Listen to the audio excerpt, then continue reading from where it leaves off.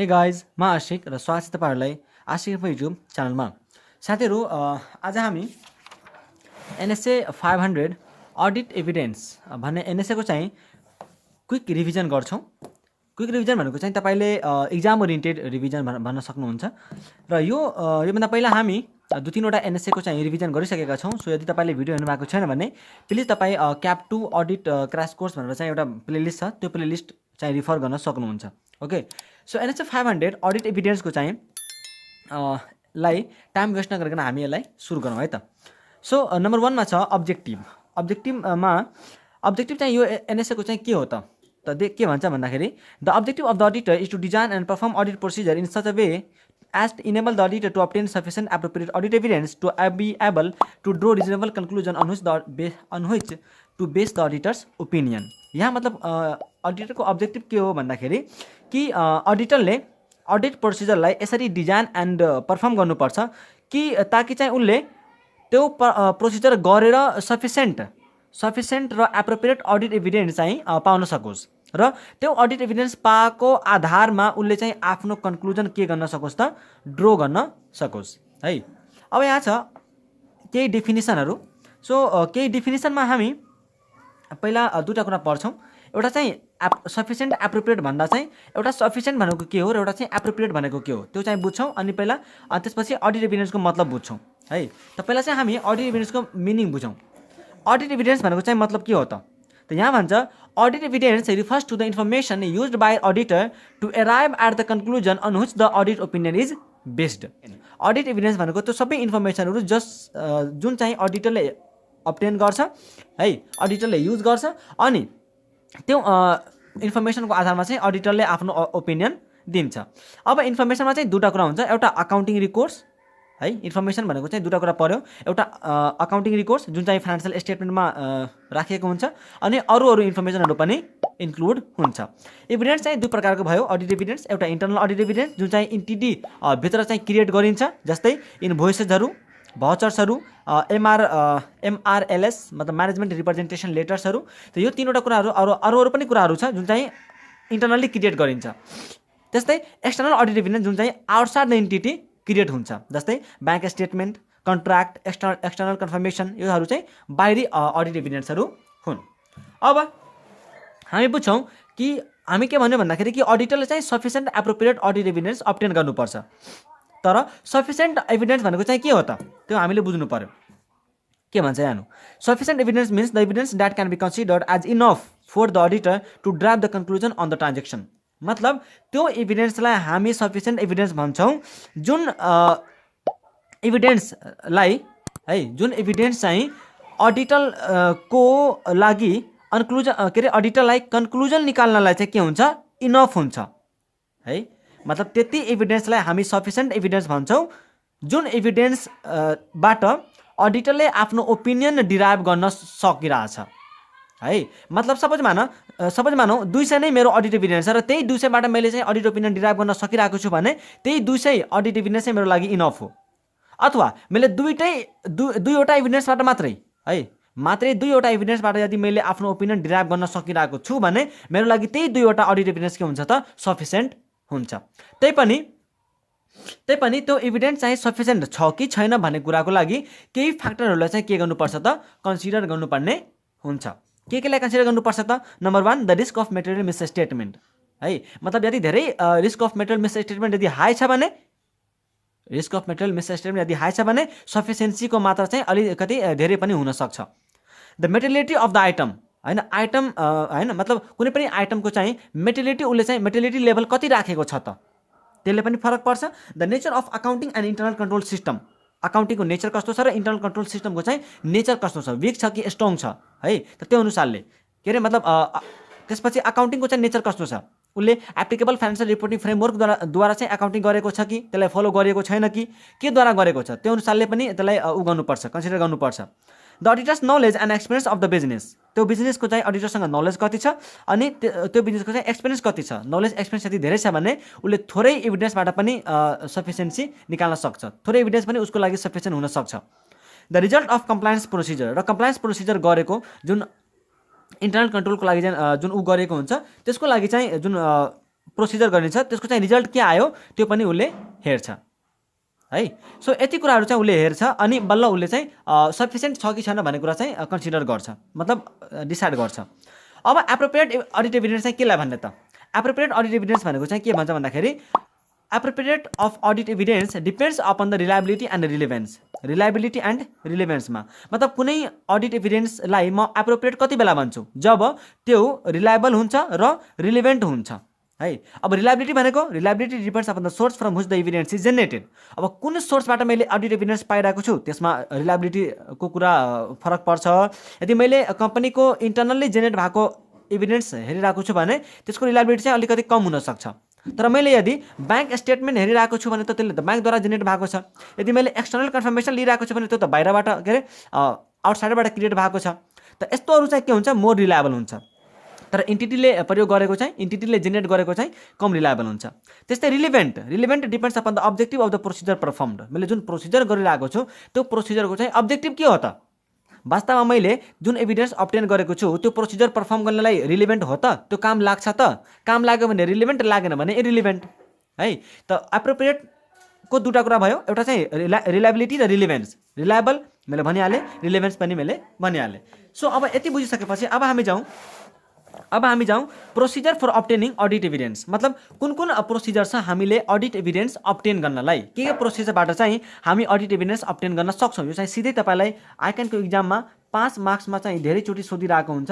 धेरैचोटि direct question चाहिँ यहाँबाट आउँछ, what are the procedures for obtaining and audit evidence भनेर है। सो यसलाई चाहिँ नछोड्नु होला है। ओके, सो नम्बर 1 छ इन्स्पेक्सन एन्ड अब्जर्भेसन। इन्स्पेक्सन भनेको के भयो अरे?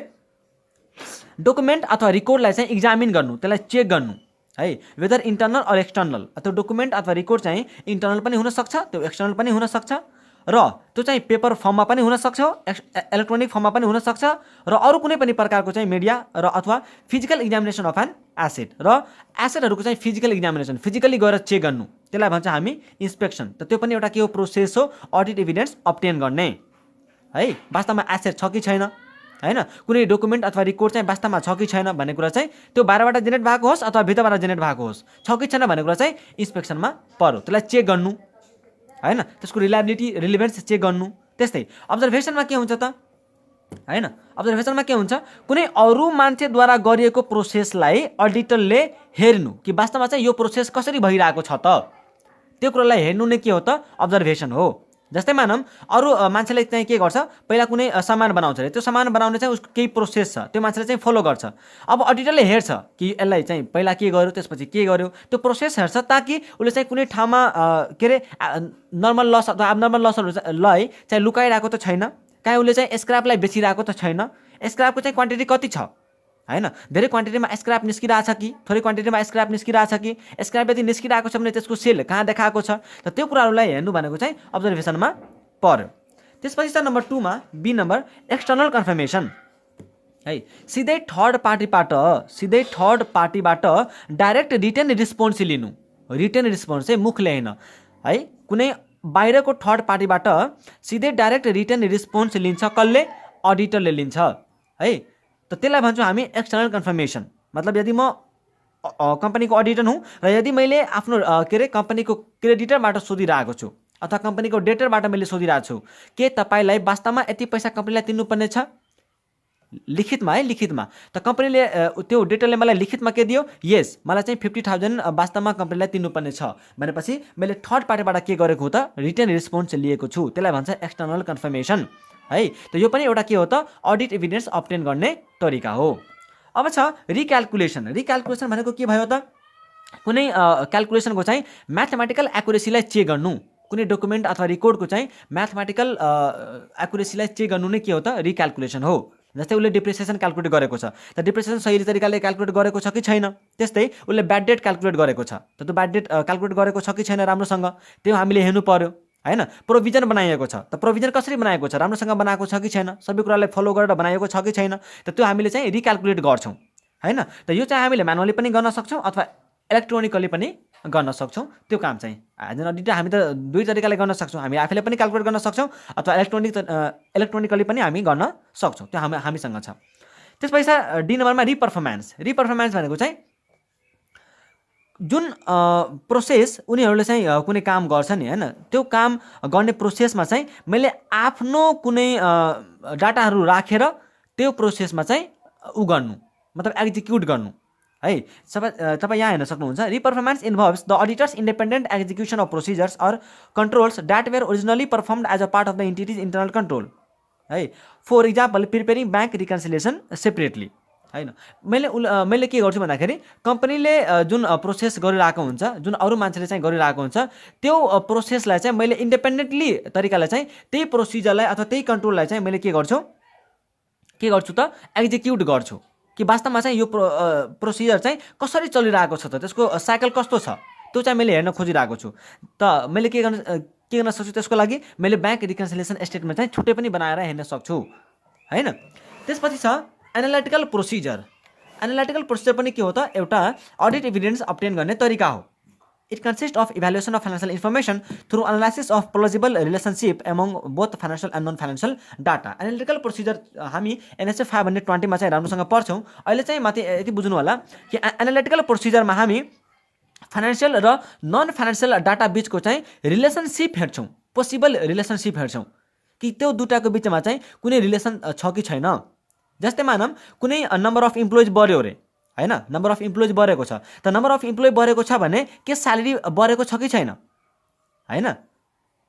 धेरै लेबर खटायो भने वेजेसको अमाउन्ट बढ्यो कि बढेन, त्यो चाहिँ हामी हेर्छौँ है। पहिला चाहिँ यति वर्ष यति अमाउन्टको सेल्स भएको थियो हैन, र यो वर्ष चाहिँ धेरै मार्केटमा धेरै सबै कम्पनीको चाहिँ ट्रेन्ड बढेको छ, त यो कम्पनीको चाहिँ बढेको छ कि घटेको छ, अथवा घटेको छ भने किन घटेको छ त, त्यो हेर्नु पर्यो। बजारमा चाहिँ सबैको सेल्स बढेको छ, ट्रेन्ड बढेको देखिन्छ, तर यो कम्पनीको चाहिँ घटेको छ भनेपछि किन, त्यो हामीले त्यस्तो खालको रिलेसनसिप देख्नु नै एनालिटिकल प्रोसिजरमा पर्छ। त्यसपछि छ इन्क्वायरी। अब इन्क्वायरी भनेको के भयो त, इन्क्वायरी भनेको के भयो, इन्टिटीको भित्र अथवा इन्टिटी भन्दा बाहिर है, इन्टिटीको भित्र अथवा इन्टिटी भन्दा बाहिर जुन नलेजेबल पर्सनहरू छ, त्यो मान्छेहरूबाट चाहिँ इन्फर्मेसन खोज्नु, इन्फर्मेसन प्राप्त गर्नु भन्ने कुरालाई नै हामी इन्क्वायरी भन्छौँ। अब त्यो इन्क्वायरी चाहिँ फाइनेन्शियल डाटाको बारेमा पनि हुनसक्छ, नन फाइनेन्शियल डाटाको बारेमा पनि हुनसक्छ हैन। हामीले स्यालेरीको बारेमा पनि सोध्न सक्छौँ, त्यो फाइनेन्शियल डाटा भयो। नम्बर अफ इम्प्लोइजको बारेमा पनि सोध्न सक्छौँ, नन फाइनेन्शियल डाटा हैन। त इन्टिटीको भित्र अथवा इन्टिटीभन्दा बाहिर यदि हामीले कुनै नलेजेबल पर्सनबाट फाइनेन्शियल अथवा नन फाइनेन्शियल डाटाको बारेमा इन्फर्मेसन लिइरहेको छ भने त्यसलाई हामी इन्क्वायरी भन्छौँ है। र इन्क्वायरी जहिले पनि अरू प्रोसिजरसँग मात्रै गरिन्छ, एक्लै चाहिँ इन्क्वायरी गरेर काम हुँदैन। ओके, त यो चाहिँ हामीले पढ्यौँ कि कुन कुन प्रोसिजरहरू हुन्छ अडिट एभिडेन्स अब्टेन गर्ने। अब छ information to be used as audit evidence.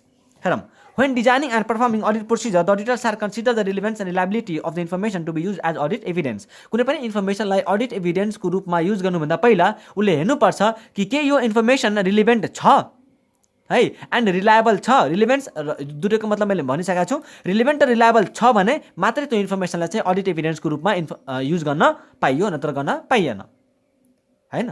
पाइएन त के भनौँ, गरेर पनि कामै छैन नि। यदि त्यो रिलेभेन्ट रिलायबल छँदै छैन भने त्यो प्रयोग गरेको काम के भयो त, कुनै मतलब भयो। यदि मैले कुनै यस्तो इन्फर्मेसन युज गरेँ जसको चाहिँ रिलायबल छैन, मलाई एकदमै शङ्कास्पद छ, त त्यस्तो मैले इन्फर्मेसन युज गरेर के काम त नि हैन, त त्यस्तो चाहिँ युज गर्नु नै भएन। ओके, सो अब छ reliability of audit evidence is increased when. यो पनि 5 मार्क्समा सिधै तपाईँलाई चाहिँ डाइरेक्ट क्वेसन सोधिरहेको हुन्छ यहाँबाट धेरै, त्यही भएर यो पनि हामी हेरौँ। हामीलाई के सोध्छ कि कुन कुन कन्डिसनमा चाहिँ अडिट एभिडेन्सको रिलायबिलिटी बढ्छ है, त्यो चाहिँ हामीलाई क्वेसनमा सोधिरहेको हुन्छ। त हामी भन्छौँ कि यस्तो यस्तो सिचुएसनमा अडिट एभिडेन्सको रिलायबिलिटी बढ्छ, नत्र अरू कन्डिसनमा चाहिँ के हुन्छ त अडिट एभिडेन्सको रिलायबिलिटी कम हुन्छ। Number 1, it is obtain from independent source outside the entity. यदि हामीले त्यो इन्फर्मेसनलाई हैन, कुनै इन्फर्मेसन हामी इन्टिटीभन्दा बाहिरबाट चाहिँ प्राप्त गराएका छौँ भने त्यसको चाहिँ रिलायबिलिटी के हुन्छ, बढ्छ हैन। जस्तै इन्डिपेन्डेन्ट सोर्स भनेको हामीले एक्सटर्नल कन्फर्मेसन गरेर सिधै डेटर अथवा क्रेडिटरबाट चाहिँ इन्फर्मेसन लियो भने त्यो चाहिँ रिलायबिलिटी धेरै हुन्छ। The internal control system is effective है। जब यहाँ चाहिँ होइन भनेको छ, जब इन्टरनल कन्ट्रोल सिस्टम चाहिँ कम्पनीको के हुन्छ, एकदमै इफेक्टिभ हुन्छ, इन्टरनल कन्ट्रोल सिस्टम एकदमै आफ्नो तरिकाले चाहिँ काम गरिरहेको हुन्छ, प्रोपर काम गरिरहेको हुन्छ, त्यति बेला चाहिँ हाम्रो अडिट एभिडेन्स के हुन्छ, रिलायबल हुन्छ। The audit evidence is obtain directly by the auditor. यदि अडिटरले डाइरेक्टली अडिट एभिडेन्स अब्टेन गरेको छ भने, डाइरेक्टली मैले कुनै मान्छेलाई पठाएर होइन, अडिटरले डाइरेक्टली अडिट एभिडेन्स अब्टेन गरेको छ भने त्यो अडिट एभिडेन्सको रिलायबिलिटी बढ्छ। त्यसपछि the audit evidence is documentary form whether paper electronic or other medium. र यदि त्यो अडिट एभिडेन्स डकुमेन्ट्री फर्ममा छ मतलब लेखिएको फर्ममा छ, चाहे त्यो पेपरमा लेखिएको होस्, चाहे त्यो इलेक्ट्रोनिक फर्ममा लेखिएको होस्, चाहे त्यो अरू कुनै मिडियममा लेखिएको होस्, तर चाहिँ के हुनु पर्यो, डकुमेन्ट्री फर्ममा हुनु पर्यो। बोलेको चाहिँ हुनु भएन है, ओरल चाहिँ हुनु भएन, डकुमेन्ट्री फर्ममा हुनु पर्यो है। त बोलेको भन्दा चाहिँ के हुन्छ त है, ओरल जुन अडिट एभिडेन्स हुन्छ त्योभन्दा चाहिँ के हुन्छ त डकुमेन्ट्री फर्म अथवा रिटन फर्मवाला चाहिँ अडिट एभिडेन्स बढी रिलायबल हुन्छ।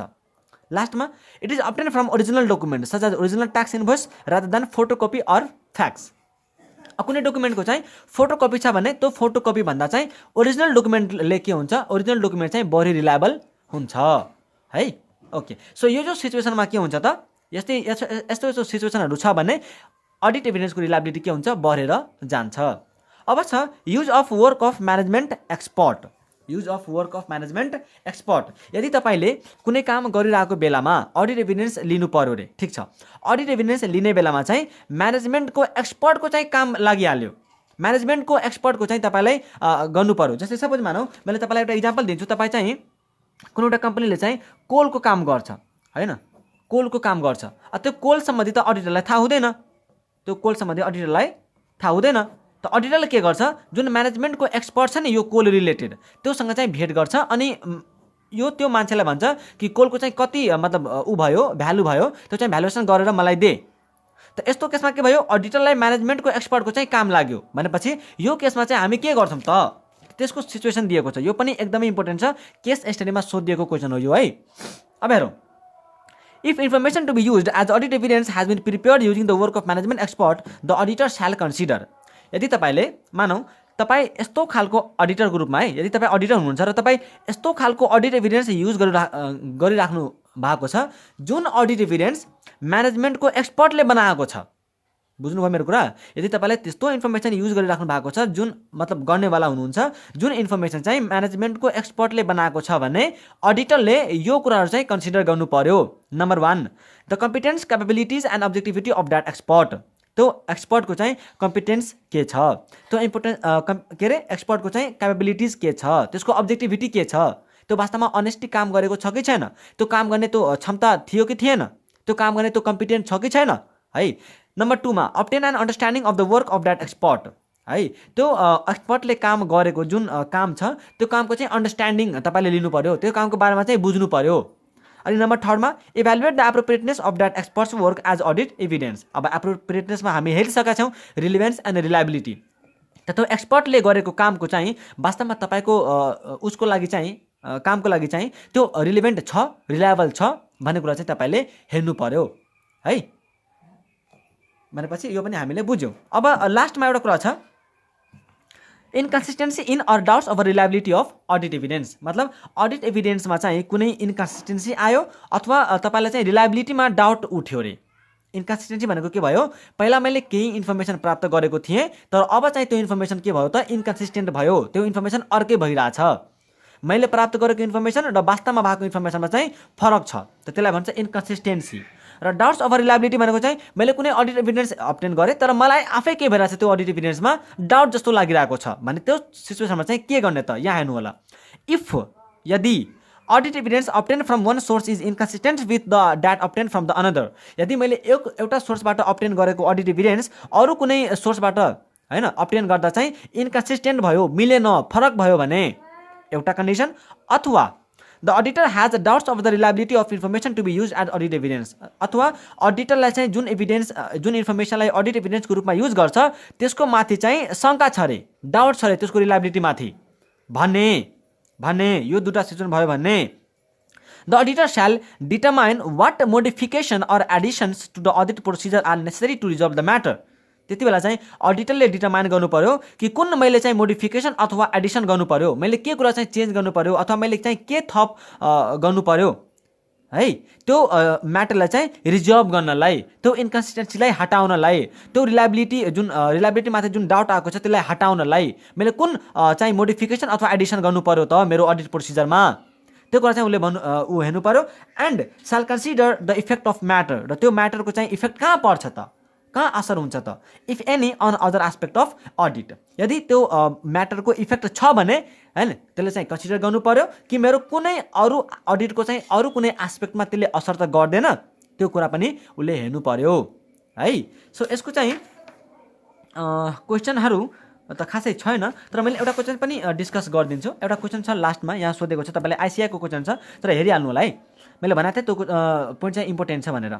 यो क्वेसन चाहिँ 2 नम्बरको, while conducting the audit of ब्याङ्कको अडिट गरिरहेको बेला are you find that the bank has advance loan for the purchase of machinery on the basis of valuation report prepared by the civil engineer. Civil इन्जिनियरले बनाएको रिपोर्टको आधारमा चाहिँ ब्याङ्कले के गर्यो भन्दाखेरि एडभान्स लोन दिएको छ, के को लागि त, मेसिनरी किन्नको लागि। Will you approve the action taken by the bank, हैन, के तपाईँले ब्याङ्कले गरेको एक्सनलाई एप्रुभ गर्नुहुन्छ? सो तपाईँ त अडिटर हुनुहुन्छ। अनि यहाँ चाहिँ के भएको छ त, सिभिल इन्जिनियरले गरेको भ्यालुएसन भनेपछि के अरे एक्सपर्टको चाहिँ प्रयोग गरिएको छ, म्यानेजमेन्टको एक्सपर्ट छ। त यहाँ चाहिँ हामीले के पढाएको थियौँ म्यानेजमेन्टको एक्सपर्टको केसमा के पढाएको थियौँ हामीले, हो यो वाला चाहिँ हामीले यहाँ के गर्नुपर्छ भन्नुपर्छ है, कि यहाँ चाहिँ म्यानेजमेन्टको एक्सपर्टले काम गरेको छ। सो अडिटरले यो कुरा चाहिँ कन्सिडर गर्नुपर्छ। यदि सबै कुरा सही छ भने त्यसको कामलाई अडिट एभिडेन्सको रूपमा चाहिँ युज गर्दा भयो। तर यदि त्यसको कम्पिटेन्ट छैन, त्यसको अब्जेक्टिभिटी गायब छ, त्यसको चाहिँ क्यापेबिलिटिज थिएन, अथवा त्यसले चाहिँ के थियो त भन्दाखेरि त्यो चाहिँ बायस भएर काम गरेको थियो है, त त्यस्तो कुराहरू छ भने तपाईँले चाहिँ त्यसको कामलाई अडिट एभिडेन्सको रूपमा प्रयोग गर्नुहुन्न। ओके, सो होप कि तपाईँलाई चाहिँ एनएसए 500 क्लियर भएको होला। सो आजलाई हामी यति नै गर्छौँ। Thank you so much for watching this video. Take care, bye by.